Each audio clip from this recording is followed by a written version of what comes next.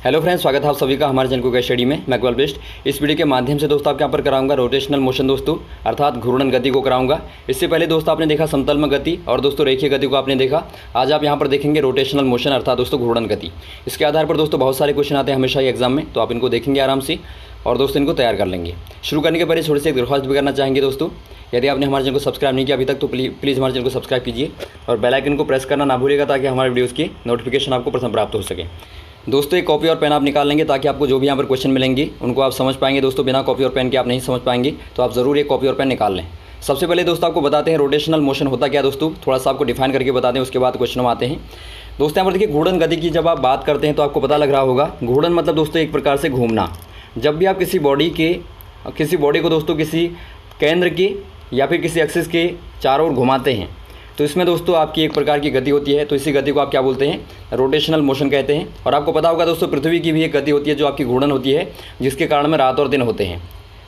अब यहाँ पर देखिए दोस्तों बात करते हैं क्वेश्चनों की। पहला क्वेश्चन आपका क्या यहाँ पर क्या दिखता है, देखिए वह बिंदु जहाँ पर निकाय का या फिर पिंड का संपूर्ण द्रव्यमान केंद्रित माना जाता है वो क्या कहलाता है। आपको बताना है point where whole mass of the body और सिस्टम में कंजर्व।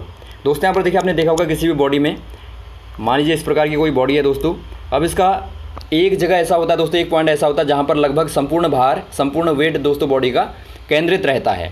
तो आप उसे कहते हैं दोस्तों क्या बोलेंगे, उसे आपको बताना है ज्यामितीय केंद्र बोलेंगे, द्रव्यमान केंद्र बोलेंगे या फिर गुरुत्व केंद्र बोलेंगे या फिर कोई नहीं। इसे आप बोलते हैं दोस्तों द्रव्यमान केंद्र, अर्थात दोस्तों आप सेंटर ऑफ मास बोलते हैं, CM आप इसे बोलते हैं दोस्तों, CM से आप रिप्रेजेंट करते हैं। अब यहाँ पर देखिए दोस्तों, आप मान लीजिए इसी बॉडी का आप देखें तो आपको क्लियर लग रहा होगा कि यहाँ पर लगभग दोस्तों इसका क्या होगा, सेंटर ऑफ मास होगा, क्योंकि यहाँ पर आपका अधिकतम भार होगा। तो जहाँ पर दोस्तों आपका मैक्सिमम वेट होगा, अधिकतम भार होगा, उसी को आप बोलेंगे द्रव्यमान केंद्र। वहाँ पर आपको लगेगा दोस्तों लगभग संपूर्ण बॉडी का जो वेट है, जो मास है, यहाँ पर आपका कंजर्व है। अगला क्वेश्चन यहाँ पर देखिए दोस्तों, गोलीय कोश का जड़त्व आघूर्ण क्या होगा। आपको बताना है दोस्तों momentum inertia of spherical body. सबसे पहले दोस्तों आपको मोमेंट ऑफ इनर्शिया के बारे में बताते हैं। जब भी दोस्तों किसी पार्टिकल पे, किसी बॉडी पे आप बल लगाते हैं, एक आघूर्ण बल लगाते हैं दोस्तों, आघूर्ण बल का मतलब आप टॉर्क लगाते हैं, तो आपको पता होगा दोस्तों ये क्या करेगा, आघूर्ण बल दोस्तों घुमाने का कार्य करेगा बॉडी को। तो ये चारों ओर घुमाएगा। मान लीजिए इस प्रकार से घुमा रहा है, यहाँ पर r दूरी है और यहाँ पर बॉडी आपकी दोस्तों ऑब्जेक्ट घूम रहा है। या फिर दोस्तों आप इसके विपरीत लगाएं, कोई पिंड पहले से घूम रहा है, इसके विपरीत आप टॉर्क लगाएंगे तो आपका बॉडी रुक जाएगी।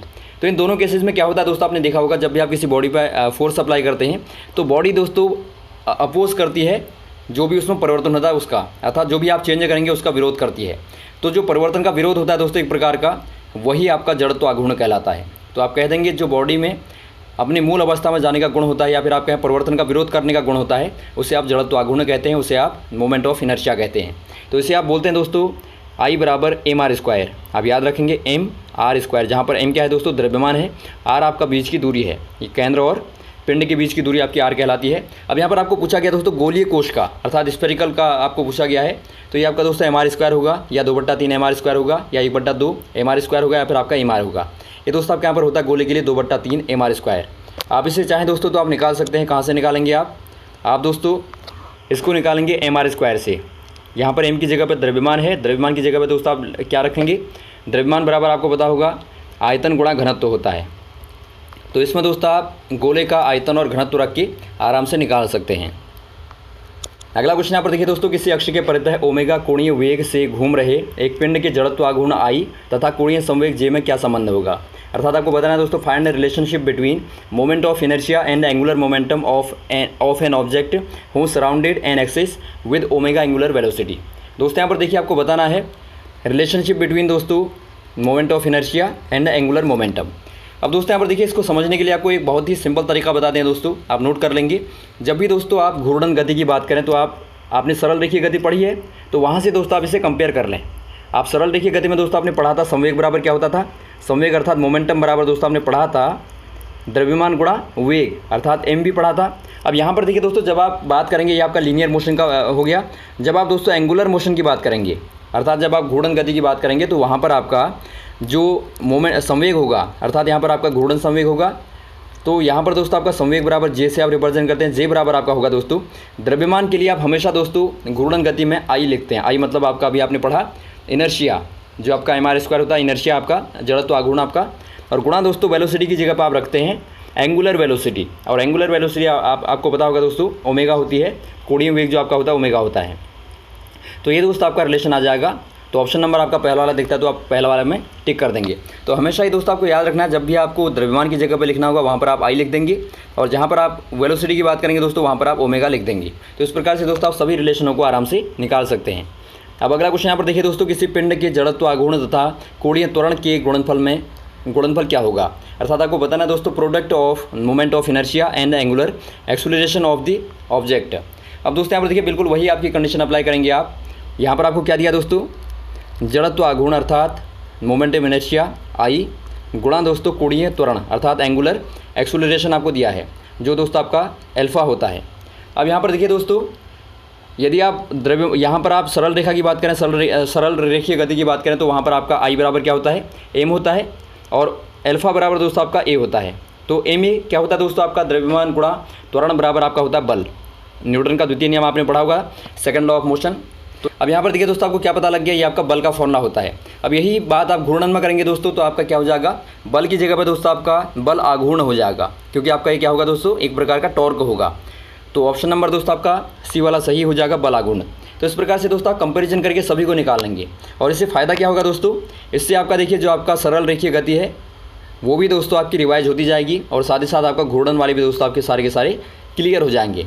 तो यहाँ से आपको पता लगता है दोस्तों टॉर्क बराबर क्या होता है आपका, टॉर्क बराबर दोस्तों आपका आई अल्फा होता है, जहाँ पर आपका आई क्या है, इनर्शिया है, और अल्फा दोस्तों आपका अल्फा क्या है, एंगुलर एक्सेलरेशन अर्थात कोणीय त्वरण होता है। अगला क्वेश्चन यहाँ पर देखिए दोस्तों, यदि किसी वस्तु के कोणीय संवेग को 50% कम कर दिया जाए तो उसके घूर्णन गतिज ऊर्जा में कितना अंतर होगा। अर्थात आपको दिया है दोस्तों, if angular momentum of an object decreases with 50% then its momentum kinetic energy will be. Momentum kinetic energy कहें या फिर आप दोस्तों रोटेशनल काइनेटिक एनर्जी कहें, तो क्या होगी दोस्तों आपको बताना है। दोस्तों यहाँ पर देखिए, यहाँ पर आप फिर वही इस्तेमाल करेंगे दोस्तों, आपको पता होगा, पहले आपको रिलेशन पता होना चाहिए दोस्तों दोनों में, काइनेटिक और जो आपका मोमेंटम दिया उसमें क्या रिलेशन होगा। आपको पता है दोस्तों मोमेंटम अभी आपने निकाला था, जे बराबर क्या होता है आपका, जे बराबर आपका आई ओमेगा होता है, और के बराबर दोस्तों आपने रेखीय में पढ़ा होगा 1/2 एम वी स्क्वायर होता है। तो यहाँ से आप निकाल लेंगे, एम की जगह पे क्या आ जाएगा दोस्तों, एम की जगह पर आप रखेंगे आई को, और वी की जगह पर आप ओमेगा को रखेंगे। तो ये क्या आ गया दोस्तों, 1/2 आई ओमेगा स्क्वायर। तो आप यहाँ पर लिखेंगे के बराबर दोस्तों आपका जो आपका रोटेशन के लिए है, के बराबर आपका 1/2 आई ओमेगा स्क्वायर। तो आप इसे नोट भी कर लेंगे, बहुत बार आपका क्वेश्चन आता है कि बताइए रोटेशनल के लिए आपका काइनेटिक एनर्जी का मान क्या होगा। अब यहाँ पर देखिए दोस्तों आप क्या करेंगे, इसकी जगह पे दोस्तों आप रिप्लेस करके यहाँ पर जे को ले आएंगे। जे मतलब आपका जो कोणीय संवेग है, तो इसके लिए दोस्तों आपको यहाँ पर देखिए आई को डिवाइड करना पड़ेगा, अर्थात आप के को लिख सकते हैं दोस्तों 1/2 आई स्क्वायर ओमेगा का स्क्वायर अपॉन आई, अर्थात आपने दोस्तों आई का ऊपर नीचे गुणा कर दिया। तो इससे क्या होगा, इसकी जगह पे दोस्तों आप जे स्क्वायर यहाँ पर रिप्लेस कर देंगे। तो के बराबर आपका 1/2 जे स्क्वायर अपॉन आई। अब यहाँ पर देखिए दोस्तों आपको दिया है, ये आपका इनिशियल कंडीशन हो गई जब आपने दोस्तों कोई भी परिवर्तन नहीं किया है। अब मान लीजिए आपको 50% कम करना है, तो आप क्या करेंगे, पहला आपका इनिशियल ये हो गया, आप याद रखेंगे 1/2 जे स्क्वायर अपॉन आई। तो आप जब दोस्तों 50% आप कॉपी में नोट करते रहेंगे, तभी आपको बोला है कॉपी निकाल लीजिए। तो के बराबर दोस्तों आपका क्या हो जाएगा, 1/2 पहले से है। अब जे में दोस्तों आपने 50% की कमी कर दी, 50% का डिक्रीज़ कर दिया, तो आपका 50 गुणा जे बट्टा 100 हो जाएगा, और बाहर से आपका स्क्वायर अलग है, और अपॉन दोस्तों आपका आई है। अब यहाँ पर आप क्या करेंगे, 50 से आप काट देंगे तो आपका 1/2 आ गया, और बाहर से आपका स्क्वायर, तो ये दोस्तों आपका क्या आ गया, एक प्रकार से दोस्तों आपका जे स्क्वायर बट्टे 4 आ गया। तो आप यहाँ पर कर देंगे दोस्तों के बराबर 1/2 पहले से है दोस्तों, और आई भी आपका पहले से है, और जे स्क्वायर बट्टे 4 आपका आ गया।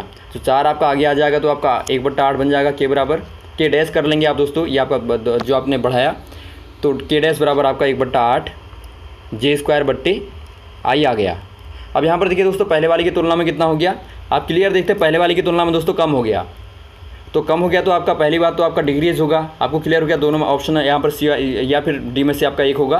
अब कितना डिक्रीज़ हुआ इसको निकालने के लिए दोस्तों आपका हानि वाला आपने पढ़ा होगा, जैसे आप दोस्तों लॉस प्रतिशत को निकालते हैं, लॉस परसेंटेज को निकालते हैं, बिल्कुल वही मेथड यहाँ पर आप अप्लाई करेंगे दोस्तों। कितना कम हुआ पहले आप निकाल लेंगे, 1/2 जे स्क्वायर आई माइनस 1/8 जे स्क्वायर आई। तो इसे आप निकालेंगे दोस्तों, आपको मिलेगा कितना मिलेगा दोस्तों, ये आपको मिलेगा 3/8 जे स्क्वायर अपॉन आई। अब यहाँ पर देखिए दोस्तों आप निकाल लेंगे, परसेंटेज आपको निकालना है चूँकि, तो आप परसेंटेज बराबर हो जाएगा दोस्तों आपका 3/8 जे स्क्वायर आई बट्टे, जैसा कि दोस्तों आप करते हैं हानि प्रतिशत बराबर हानि बट्टे क्रय मूल्य। क्रय मूल्य मतलब आपका जो मूल आपका था 1/2 J² आई अपॉन आई, और गुणा दोस्तों आपका 100% निकालने के लिए आप 100 करते हैं। अब देखिए दोस्तों आपका J² आई कट गया, दोनों ऊपर नीचे दोस्तों, और 2 से दोस्तों आपका 8 कटा तो 3/4 आ गया, तो 3/4 गुणा 100 आपका आ गया, तो बराबर आपका 3/4 गुणा 100 हो गया दोस्तों। अब इसे आप काटेंगे तो आपका आराम से यहाँ पर 25 आएगा, 25 × 3 करेंगे तो आपका 75 आ जाएगा। तो ऑप्शन नंबर आपका सी वाला दोस्तों 75% डिग्रीज हो जाएगा। तो दोस्तों यहाँ पर देखिए कुछ भी आपका नहीं था, कैलकुलेशन केवल थी, तो आपको यहाँ पर ध्यान देना है, कैलकुलेशन आपकी ठीक होनी चाहिए दोस्तों, आप आराम से निकाल लेंगे। अब अगला क्वेश्चन यहाँ पर देखिए दोस्तों, यदि 2 कणों के निकाय में एक कण दूसरे से भारी है तो इसका द्रव्यमान केंद्र किस कण के निकट होगा। आपको बताना दोस्तों, in a two particle system once weighted more than another's, so centre of mass of this system near by. दोस्तों यहाँ पर देखिए 2 आपके ऑब्जेक्ट है, मान लीजिए आपका M1 और M2 है, M1 और M2 है। तो यहाँ पर देखिए दोस्तों आपको बताना है सेंटर ऑफ मास कहाँ पर होगा। अभी आपको बताया दोस्तों हमने, जहाँ पर भारी होगा वहाँ पर ज़्यादा नज़दीक होगा दोस्तों, तो लगभग इसका मास आप देखेंगे दोस्तों, इस बॉडी का लगभग इस प्रकार की बॉडी है, तो इसका लगभग दोस्तों यहाँ पर होगा लगभग, अर्थात जो भारी बॉडी है उसके निकटतम होगा। तो आप कह देंगे दोस्तों भारी कण के निकटतम होगा, ऑप्शन नंबर आपका ए वाला सही हो जाएगा। अगला क्वेश्चन यहाँ पर देखिए दोस्तों, 2 किलोग्राम तथा 1 किलोग्राम के 2 पिंड क्रमशः 0 तथा 30 मीटर की स्थिति पर दोस्तों रखे गए हैं। इन निकायों के द्रव्यमान केंद्र की स्थिति को आपको बताना क्या होगा। 1 kilogram and 2 kilogram particle situated at 0 metre and 30 metre respectively, तो centre of mass position of this system is. दोस्तों यहाँ पर देखिए आपको सेंटर ऑफ मास की पोजीशन जब निकालनी होगी तो इसके लिए आपको एक फॉर्मूले का इस्तेमाल करना पड़ता है दोस्तों, जो आपने पढ़ा होगा निर्देशांक ज्यामिति में।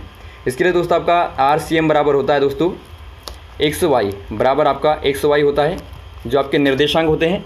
अब XY बराबर क्या होता है दोस्तों, आपका आपने पढ़ा होगा, X बराबर आपका क्या होता है, जब कोई बिंदु विभाजित करता है तो उसका आपने फॉर्मूला पढ़ा होगा, X1 M1 plus X2 M2 बट्टे M1 प्लस M2।